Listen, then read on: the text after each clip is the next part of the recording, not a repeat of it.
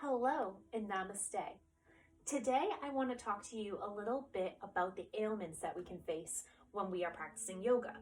For me, one of the biggest things that has faced my more adult life has been sciatic pain. Now, by definition, sciatica refers to the pain that radiates along the side of the sciatic nerve, which branches from your lower body through your hips and buttocks and down each leg. Typically, sciatic pain will only deal with one side, and for me, it's my left side.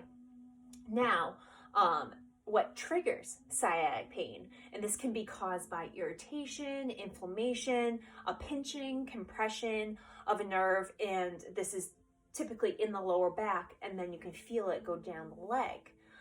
So for me, what caused this actually, which now I've had to deal with for over a year, is that prior to the pandemic, I was running on a treadmill, which for my back wasn't good to begin with, but I was also using the improper shoe wear.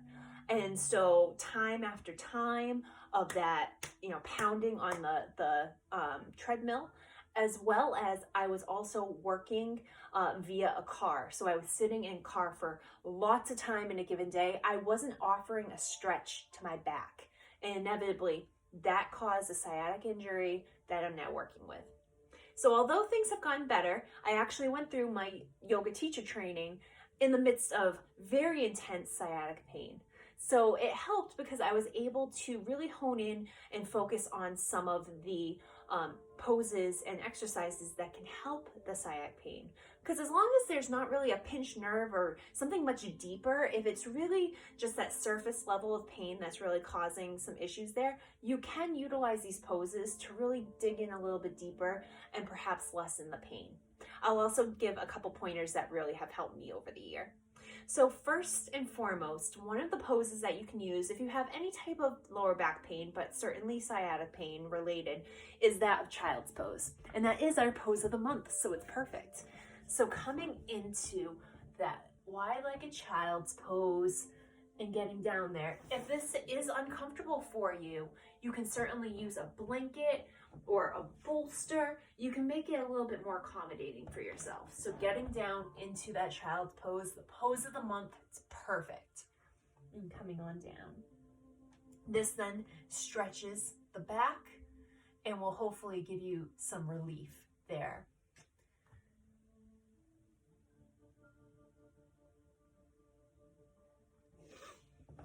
Now, one of the next poses is pretty versatile, and that is the pigeon pose. And so for pigeon pose, there's actually quite a few ways that you can utilize this pose. The first one is one that I actually do when I am after a run or after spin class. And so it's the, sorry, I'm cut off here. Let me, minor adjustment. And so you take that leg over from the right side to the left, and then holding on to something, stretching out. It's a nice deep stretch here. Flexing that foot and coming down. If you want a deeper stretch, you can even do like on the side of the bed here and coming this way as well. Of course, you can't really see, but I do have my leg parallel right on the edge of the bed here.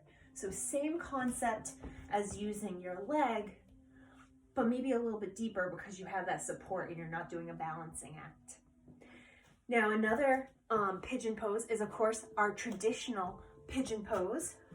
And so for that, you are going to stretch out that back leg and then try to make this front leg as parallel as possible here. But if that's tough because of those back issues or flexibility, that's okay. Trying to get down in there, you're going to feel that nice stretch, okay? It really is helpful. Even if you are currently facing sciatic pain, this can definitely be a helpful one to give you some relief. And if you have to, you can come up on your tippy toe, on your fingers rather, doing a little TP.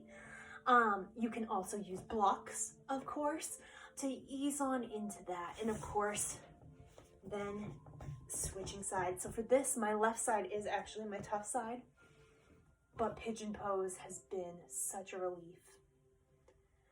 Now, say this isn't possible for you. That's okay. Or you want to change up your game. Maybe you're at the end of yoga class and you're starting to do a cool down. A great pose is pigeon on the back. And so you are going to take the leg, cross it over the left, put your hands on through, and gently tug.